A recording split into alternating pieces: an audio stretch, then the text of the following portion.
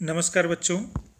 आज हम कक्षा नवमीं की क्षितिज भाग 1 के गद्यखंड के तीसरे पाठ उपभोक्तावाद की संस्कृति की दूसरी वीडियो को देखेंगे। पहली वीडियो में हमने लेखक प्रोफेसर श्यामाचरण दुबे जी के बारे में पढ़ा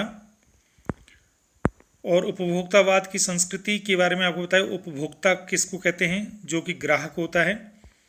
और उपभोक्तावाद मतलब ग्राहकवाद, मतलब चीज़ों को खरीदने की जो संस्कृति हो गई है उसका हमारे ऊपर क्या प्रभाव पड़ता है। और उसकी छोटी सी झलक हमने देखी कि आज हम किस प्रकार से दिखावे के समाज में अनावश्यक चीज़ों का संग्रह करते हैं और एक की जगह 10-10 चीज़ों को लेते हैं। उसमें बताया गया कि हमारे पास जो उपभोक्तावाद में विलासिता की सामग्रियां हैं, टूथपेस्ट, ब्रश, माउथ वॉश, सौंदर्य प्रसाधन में साबुन, और ये सब हमारे प्रतिष्ठा के चिन्ह हो गए हैं। आफ्टर शेव, कोलोन, ये सब पुरुषों के लिए। कपड़े और परिधान, वस्तुएं, म्यूजिक सिस्टम, कंप्यूटर, 5 सितारा होटल, 5 सितारा पब्लिक स्कूल, और ये सब जो इनको हमने प्रतिष्ठा का रूप बना लिया है, भले ये हमारे लिए कल मुसीबत ही क्यों ना बन जाए। तो ये जो है हम सभी इनकी ओर ललचाई नज़रों से देखते हैं, जिसकी वजह से एक मध्यम वर्ग और एक लोअर मध्यम वर्ग जो है भविष्य में संकटों के गिरफ्त में आ जाता है। तो पिछली क्लास में हमने ये देखा कि उपभोक्तावादी समाज की झलक क्या है, और ये भी बताया गया कि हम विज्ञापनों के चक्कर में फंस जाते हैं, हम वस्तुओं की गुणवत्ता पर ध्यान नहीं देते हैं। तो 2 चीज़ें बच्चे मुख्य हैं। पहली बात यह है कि हम विज्ञापन पर न जाएं, विज्ञापन के साथ साथ उसकी गुणवत्ता पर ध्यान दें।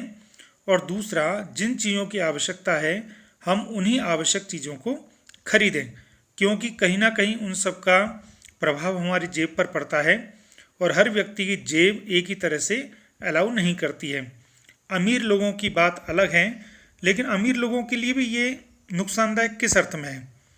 पैसों के अर्थ में वो समृद्ध हो सकते हैं, लेकिन हम जब ज़्यादा ऐसी संस्कृति की ओर चलते हैं जो कि दिखावे की ओर हों, तो हम कहीं ना कहीं अपने सादा जीवन, उच्च विचार वाले लक्ष्य से भी भटक जाते हैं।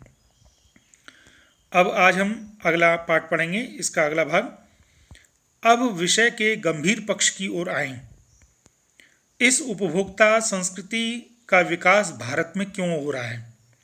अब अगला प्रश्न इसमें निकल रहा है कि ये संस्कृति हमारे देश में क्यों पनप रही है। तो इसका उत्तर देखिए, सामंती संस्कृति के तत्व भारत में पहले भी रहे हैं। उपभोक्तावाद इस संस्कृति से जुड़ा रहा है, अर्थात ये जो उपभोक्तावाद आया है ये सामंती संस्कृति के कारण आया है। सामंती संस्कृति मतलब राजाओं वाली संस्कृति, अमीरों वाली संस्कृति, शाही पने दिखाने वाली संस्कृति। आज सामंत बदल गए हैं, सामंती संस्कृति का मुहावरा बदल गया है।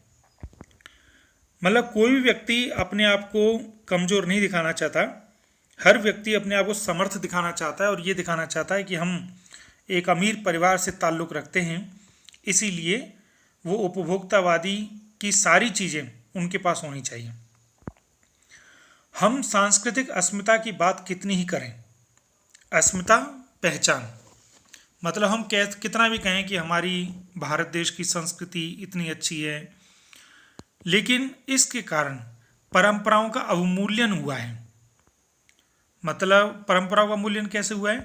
पहले हम ये मानते थे कि हर एक मनुष्य पहले मनुष्य है, बाद में वो जाति भेद में है, अमीर गरीब में है। लेकिन आज हमारी संस्कृति टूटी है उपभोक्तावादी के कारण, क्योंकि आज हम व्यक्ति के चरित्र को नहीं देखते, व्यक्ति की चीज़ों को खरीदने की क्षमता को देखने के आधार पर उसका मूल्यांकन करते हैं। आस्थाओं का क्षरण हुआ है। क्षरण मतलब गिरावट। आज हमारे जो विचारधाराएं वो गिरी हैं। पहले हमारी विचारधारा थी सादा जीवन उच्च विचार, लेकिन उपभोक्तावाद की वजह से हमारी आस्था कैसे हो गई? हमारे घर में सब चीज़ें होनी चाहिए।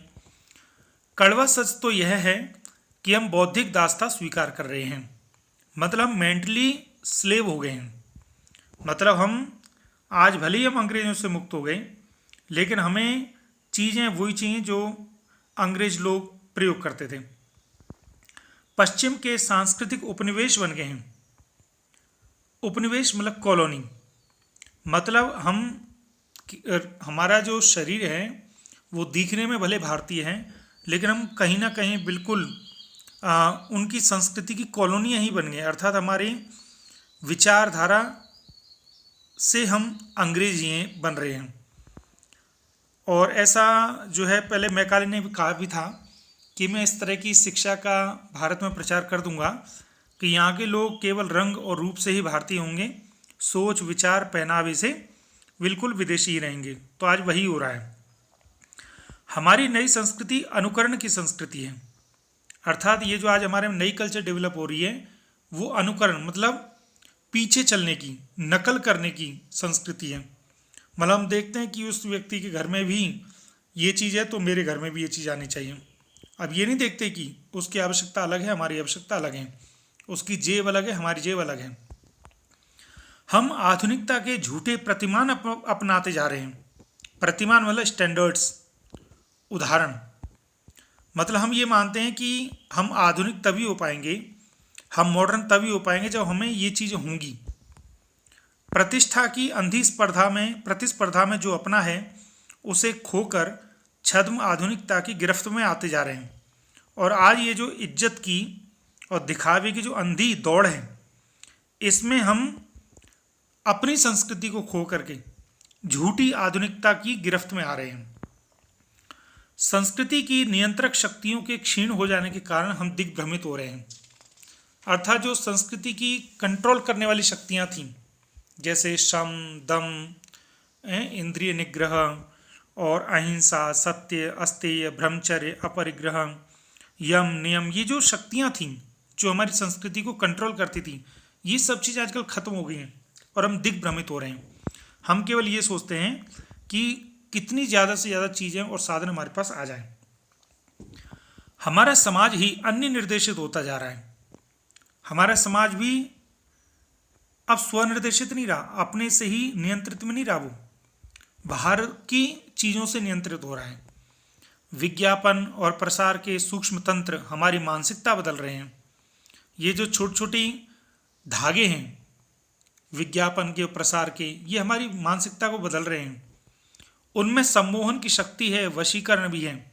उनसे हम बिल्कुल मोहित से हो जाते हैं, फैसिनेटेड हो जाते हैं और वशीकरण, उनके वश में आ जाते हैं। हम उन चीज़ों को खरीदने के लिए मजबूर से हो जाते हैं, जिसके कारण हमारी शक्ति नहीं होती, तभी हम उनको खरीदते हैं। आजकल एक और नई चीज़ चल गई, क्रेडिट कार्ड। क्रेडिट कार्ड क्या है कि आपके पास पैसा नहीं है लेकिन फिर भी आप चीज़ों को खरीद सकते हैं। तो व्यक्ति चीज़ों को तो खरीद रहा है, लेकिन ये नहीं पता चलता कि कहीं ना कहीं हम कर्जे में डूबते जा रहे हैं और धीरे धीरे वो कर्जा हमारे आगामी योजनाओं पर प्रहार करता है। अब अंततः इस संस्कृति के फैलाव का परिणाम क्या होगा? अब ये महत्वपूर्ण बिंदु है। अगर इसी तरह ये संस्कृति, कौन सी संस्कृति? उपभोक्तावाद की संस्कृति अगर ऐसे ही फैलती रही, ऐसे ही हम दिखावे की संस्कृति में रहे, ऐसे ही हम ज़्यादा खरीदारी की संस्कृति में रहे, तो क्या होगा? ये गंभीर चिंता का विषय है।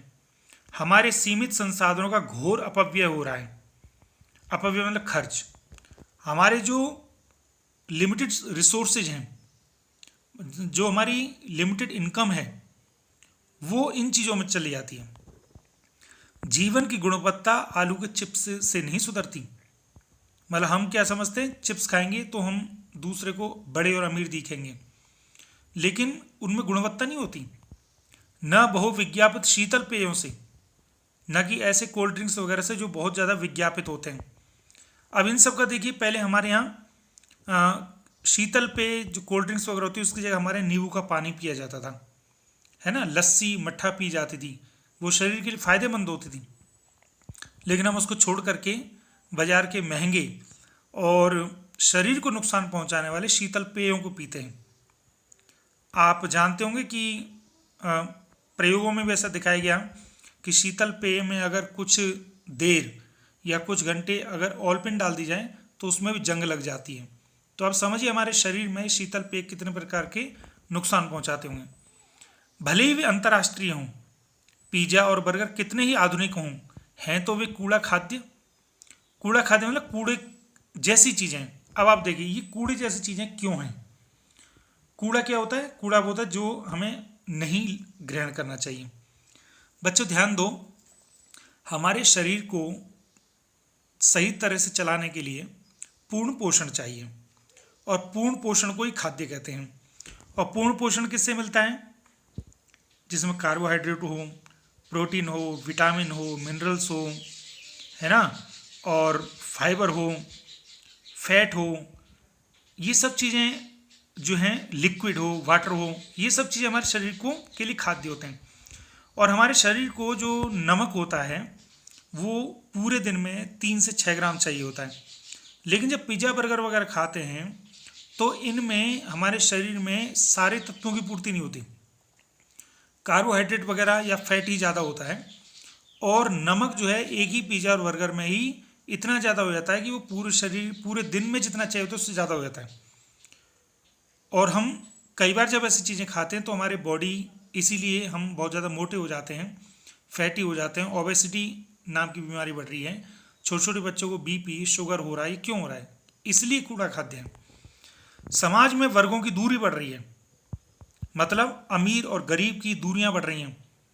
पहले लोग एक दूसरे का सम्मान करते थे, आजकल देखते हैं दूसरे व्यक्ति गरीब है तो हम उससे दूरी बढ़ा लेते हैं। सामाजिक सरोकारों में कमी आ रही है, सामाजिक व्यवहार में भी कमी आ रही है। जीवन स्तर का यह बढ़ता अंतर आक्रोश और अशांति को जन्म ले रहा है। तो ये जो अंदर ही अंदर गुस्सा जो बढ़ता है जीवन स्तर के कारण, अमीर गरीब के कारण, वो अशांति को जन्म दे रहा है। जैसे मान के चलिए आप किसी फ्लैट में रह रहे हैं, आपके पड़ोस में एक गरीब आदमी रह रहा है, तो आपका उससे कोई लेने देना नहीं, लेकिन आपको अशांति हो जाती है कि ये गरीब आदमी मेरे पास क्यों आ गया।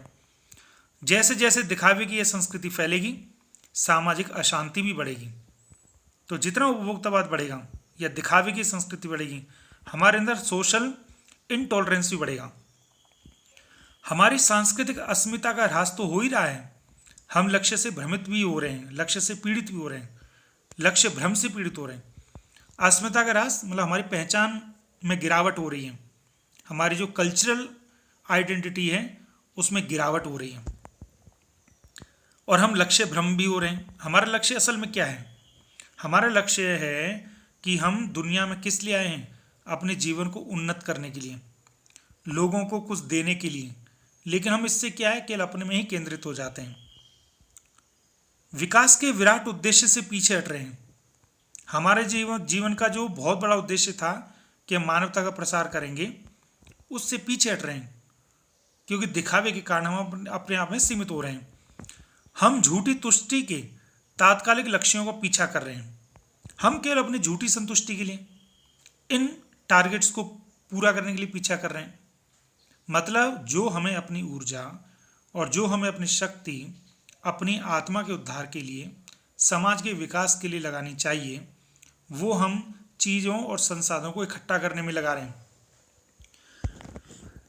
आप ध्यान देंगे, इसलिए जैन धर्म में कहा गया कि अहिंसा, सत्य, अस्तेय, ब्रह्मचर्य, अपरिग्रह। अपरिग्रह मतलब अनावश्यक चीज़ों को इकट्ठा न करना। मर्यादाएं टूट रही हैं, नैतिक मानदंड ढीले पड़ रहे हैं, हमारे जो मॉरल स्टैंडर्ड्स हैं वो कमज़ोर पड़ रहे हैं। आजकल हम मॉरलिटी पर इतना ध्यान नहीं देते, खरीदारी पर ध्यान देते हैं। व्यक्ति केंद्रिकता बढ़ रही है, सेल्फ सेंट्रलाइजेशन, केवल अपने बारे में सोचना, पड़ोस में क्या हो रहा है उसके बारे में कोई ध्यान नहीं देना। जबकि हमारी संस्कृति कैसी थी? आपको ध्यान होगा, हमारी संस्कृति ऐसी थी कि हम खाना खाने से पहले एक रोटी गाय के लिए निकालते थे। हम कुछ चिड़िया, कबूतर के लिए कुछ न कुछ बाजरा, गेहूँ वगैरह डालते थे, क्योंकि हम ये चाहते थे कि हम पहले खाने से पहले हम औरों को दें। लेकिन आज क्या है, पड़ोस में भी कोई भूखा मर रहा है, कोई किसी को चिंता नहीं है। आप अभी देखिए व्यक्ति कितना गिर गया। केरल में हाथी को अनानास के अंदर दिवाली के पटाखे डाल के खिला दिए हैं, उससे वो हाथी भी मर गया, उसके गर्भस्थ शिशु भी मर गया। हम कितने केंद्रित हो गए, कितनी मानवीयता गिर गई है। ये सब बाजारवाद का, ये सब स्व केंद्रितता का, ये सब अपनी संस्कृति से हटने के परिणाम हैं। आज भाई भाई का दुश्मन बन रहा है, माता पिता सहन नहीं होते, है ना, पड़ोसी का तो मतलब ही क्या है। तो ये सब चीज़ें हमारी संस्कृति के कमी के कारण है। और ये सब शिक्षा पूरी कर सकती है इसको। स्वार्थ परमार्थ पर हावी हो रहा है, मतलब हम पहले दूसरों के लिए जीते थे, लेकिन आज स्वार्थ उस पर हावी हो रहा है, अर्थात हम परमार्थ के बारे में सोचते नहीं। पहले हमारी संस्कृति थी कि फलंती वृक्षा परोपकाराय फलंती वृक्षा परोपकाराय वहंती नद्यः परोपकाराय दुहंती गावा परोपकारार्थमदम शरीरम, कि परोपकार के लिए गाय दूध देती हैं, परोपकार के लिए नदियां बह रही हैं, परोपकार के लिए पेड़ फल दे रहे हैं। इसी तरह से हमारा शरीर भी परोपकार के लिए होना चाहिए। भोग की आकांक्षाएं आसमान को छू रही हैं। भोग मतलब सुख सुविधा की इच्छाएं। किस बिंदु पर रुकेगी यह दौड़? गांधी जी ने कहा था कि हम स्वस्थ सांस्कृतिक प्रभावों के लिए अपने दरवाजे खिड़की खुले रखें, पर अपनी बुनियाद पर कायम रखें। अर्थात अगर हमें आधुनिकता माननी है तो हम औरों की संस्कृति को अपने अंदर आने दें, कोई दिक्कत नहीं, दरवाजे और खिड़की खुले रखें, पर अपनी बुनियाद अपनी नींव पर तो कायम रहें। आज हम केवल दूसरों के पीछे तो भाग रहे हैं। अमेरिका में ऐसा होता है, यूरोप में ऐसा होता है, हमें ऐसा करना है, इंग्लैंड में ऐसा होता है, लेकिन अपने यहाँ क्या होता है उसके बारे में हम नहीं सोचते। उपभोक्ता संस्कृति हमारी सामाजिक नींव को ही हिला रही है। यह एक बड़ा खतरा है, भविष्य के लिए एक बहुत बड़ी चुनौती है। तो इस पाठ को पढ़ने के बाद हमको पता चला उपभोक्तावाद क्या है और हम किन किन चीज़ों का उपभोग करने के लिए ज़्यादा लालायित हैं, और उपभोक्तावाद क्यों फैल रहा है, और उपभोक्तावाद के दुष्परिणाम या उसके नुकसान क्या क्या हैं। आगे हम प्रश्न और अभ्यास करेंगे। मुझे उम्मीद है आपको ये वीडियो पसंद आई होगी।